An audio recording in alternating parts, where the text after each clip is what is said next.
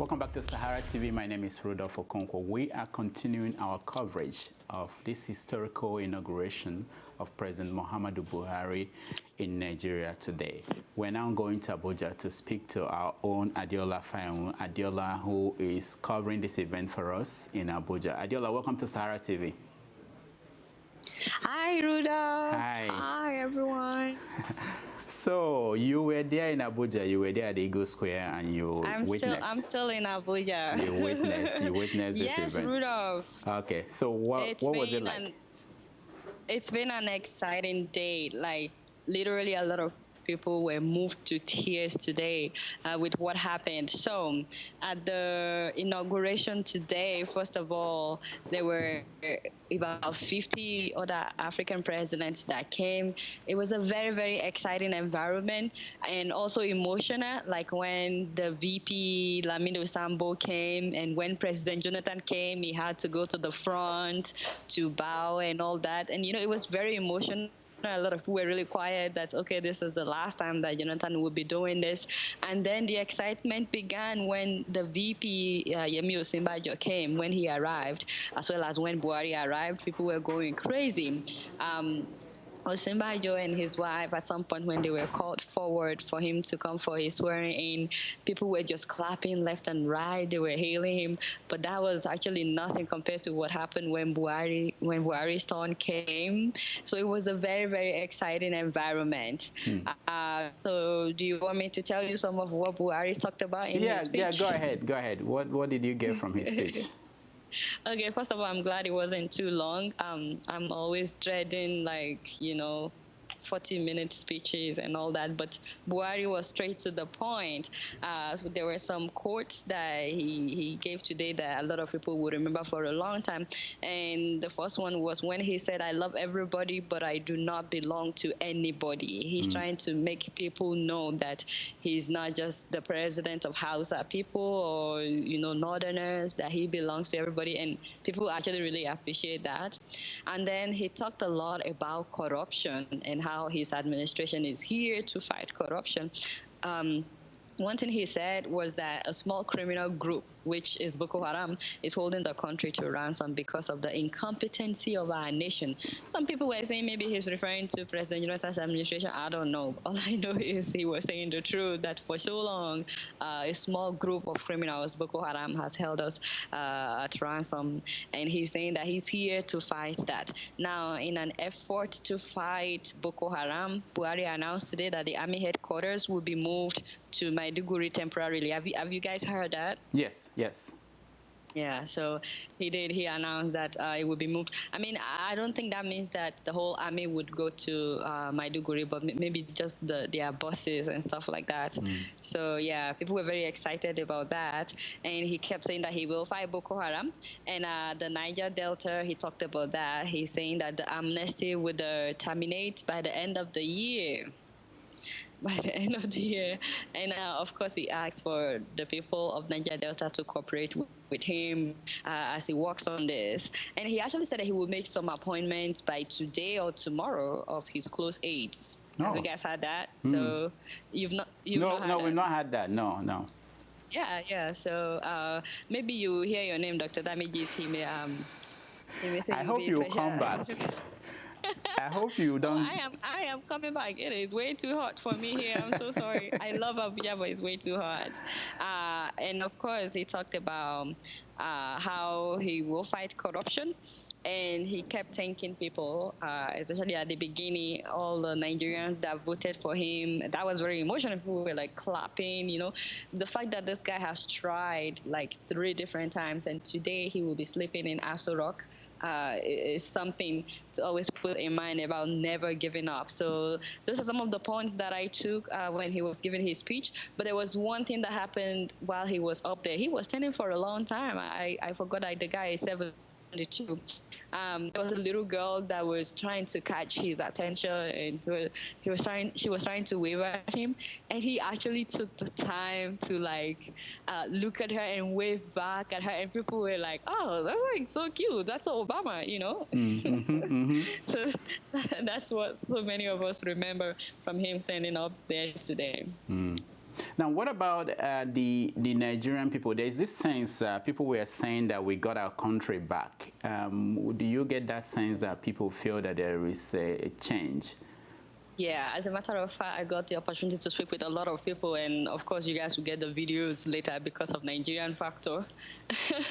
But everybody that I spoke with, they were like, I can't believe this is actually happening. They were like, oh, actually, I spoke with some people as well that came from the US. Dr. Brima, who's a regular on SaharaTV, came from the US.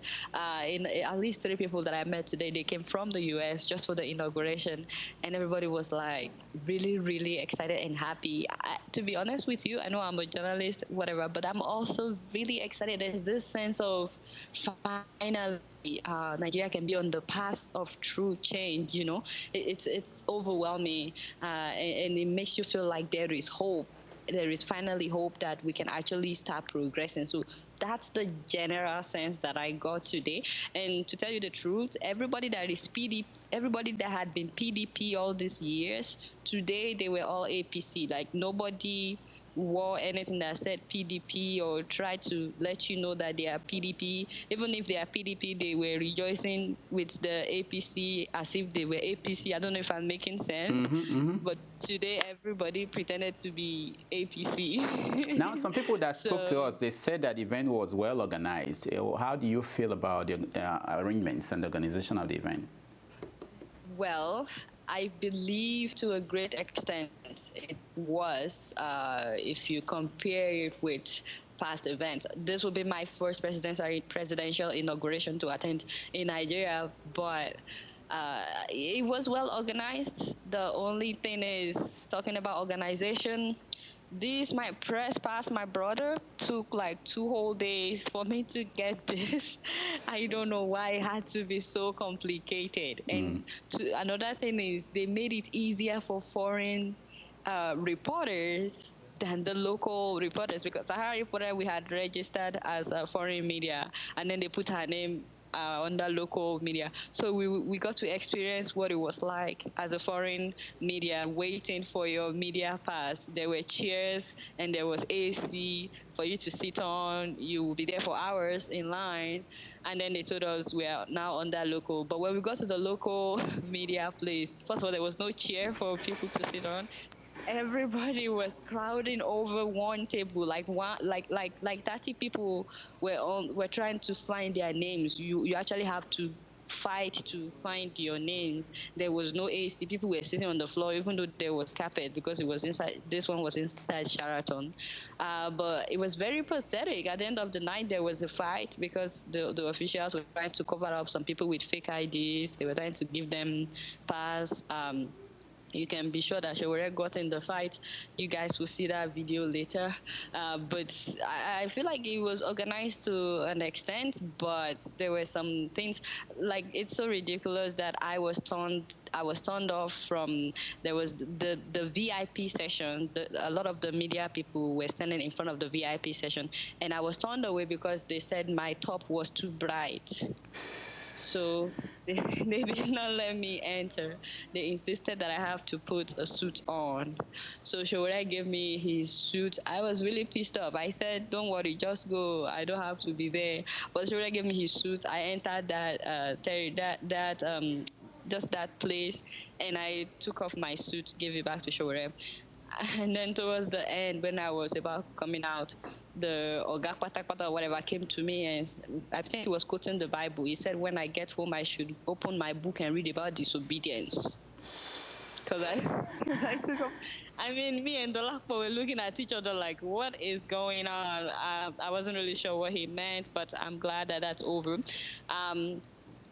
People got to sit, but if you were not invited or if you didn't get the pass, you didn't get to come in. So today's event was all about the important people. So regular Nigerians talking were about outside.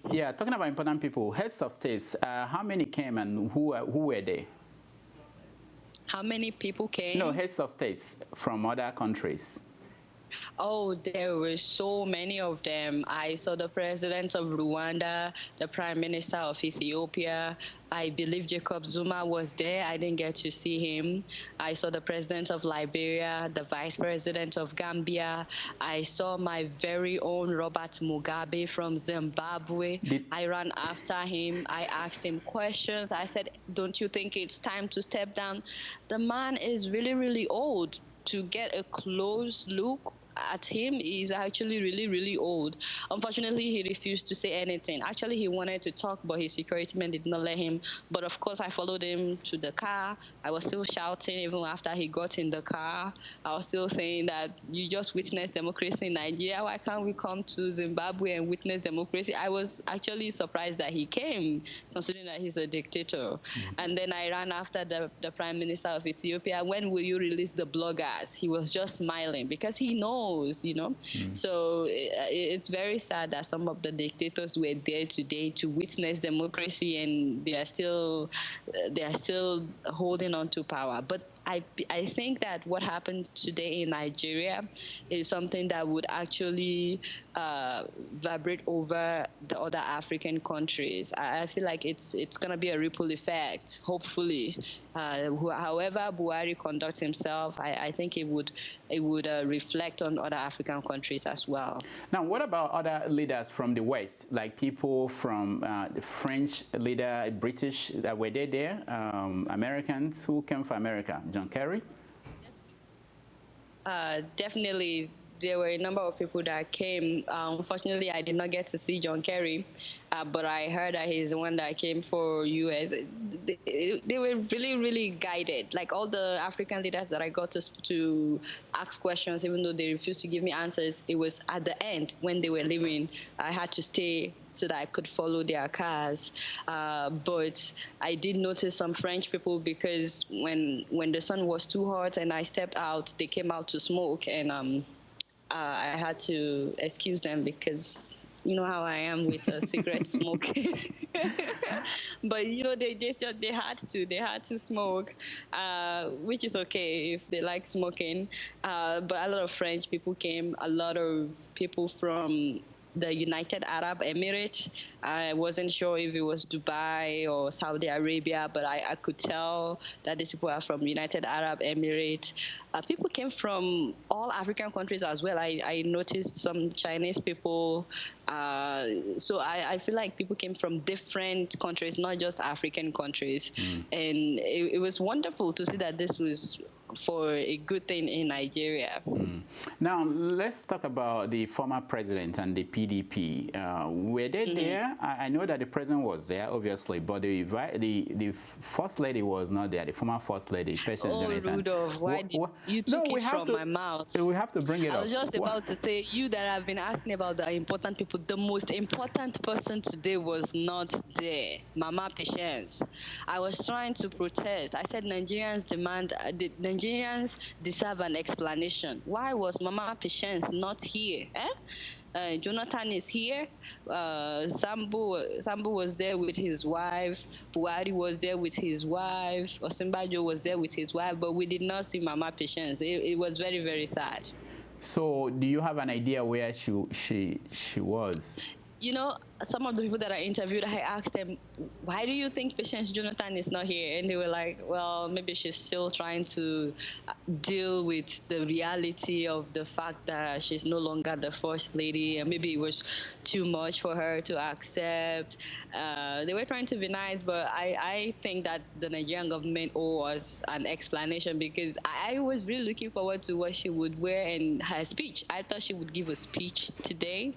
Her speech would have been, you know, something to remember apart from Buhari's speech, but unfortunately she wasn't there. Now, we also, I know you're in Abuja, but other places in the country, like some states are handing over the stewardship. The new governors are taking over in some states. Are you hearing anything from any of the states? About handing over, actually, I have not. I have not. I think my main concentration has been on the inauguration today and on Buhari. But definitely, I will try to reach out before the show tomorrow to know what's happening in other states. Everybody here is just really emotional. Like, is this really happening? Like, especially when President Jonathan was delivering his last, what's it called? He had to bow to the brigade or whatever, and then him and Buhari had to shake hands. They made a huge drama out of that. I don't know why. Now, Buhari said that one of the things that will be of his immediate concern is fuel shortage. Has it improved in Abuja and across the country? It has improved in Abuja, so and I heard that it has improved in other parts of the country as well. At least there is fuel, but some people are still paying like 150 naira per liter. So, but it has improved. At least people's flights are not being cancelled like they were. Like the whole of last week, people's flights were cancelled, delayed for like 9 hours. It was crazy. Now, one more thing. Buhari, in his speech, he said that some of his successors, that is former leaders, behaved like spoiled children, breaking everything and bringing disorder to the house. But he also said that he is not going to witch hunt people. What are Nigerians thinking about this in terms of what to do to past leaders? Are Nigerians with him in terms of moving forward instead of going back to deal with the issues of the past? I think that the guy is being systematic in how he's going to conduct himself. I mean, not witch hunting doesn't mean that you can state the fact. If somebody had messed up, you can say it, and to me, it's necessary. So you never know. Maybe it could lead to them correcting or bringing back our stolen money. I don't know, but a lot of people actually appreciate the fact that he states fact. To most of the people that I talk with today, it's like stating the obvious that, okay, these people have messed up. So people don't feel offended by that, and they don't think that he's contradicting himself. They just feel like he's stating the facts. And we are waiting actually to see if he will actually do more than just to state the facts. Now, there were news reports saying that several past government officials, they've left the country. Did you run into anybody from the presidency, former presidency, the PDP, anywhere in Abuja? Okay, so it wasn't me personally, but I went to Transcorp Hilton to do some interviews, and when I got there, I had that a number of ministers were just leaving because they wanted to travel out of the country because their tenure was over. Them and their assistants, they said, well, they are taking long vacation. There's a new government coming in. They already know they've lost their jobs. So they decided to just travel out of the country. They don't want to stay. So yes, people are actually running. And another funny thing that is happening is, while some people are running out of the country, a lot of people are lobbying right now because we have a new government. Like, a lot of people are lobbying for positions right now. Rudolf, is not even funny. Again, when I went to Transcorp Hilton, I heard about people that actually booked hotel rooms, not because they wanted to stay, but because they know this person will be staying at the hotel, so they can run into them. And it's not funny, Rudolf. Some people booked like a whole month hotel room at Transcorp. It's a really, really expensive hotel. It could be like $500 a night. Some people book like a whole month so that they can run into the minister or something, or the ambassador or something, just lobbying for position, lobbying for, trying their luck. So no appointment has been made. Do we know any any appointments? No. No, Buhari said today or tomorrow that he would make some announcement. We'll see what would happen. He said he would choose at least like close aides. So, all right, Adeola, thank you so much for joining us. Yes, it's my pleasure. Rudolf, you should have been there today. Everybody was asking of you, by the way. Yeah. Where is Dr. Damages? Yeah. So, all right, we'll still talk to you before we end today's show, and then of course tomorrow you'll give us more feedback, okay? Yes. All right, yes. Thank you so much for joining us. Thank you for having me. Have a good one. All right. Bye. That's our own Adeola Fayehun, who is in Abuja covering this inauguration. When we come back, we are going to bring you special interviews and more of our conversations with people who were at the event. So stay tuned.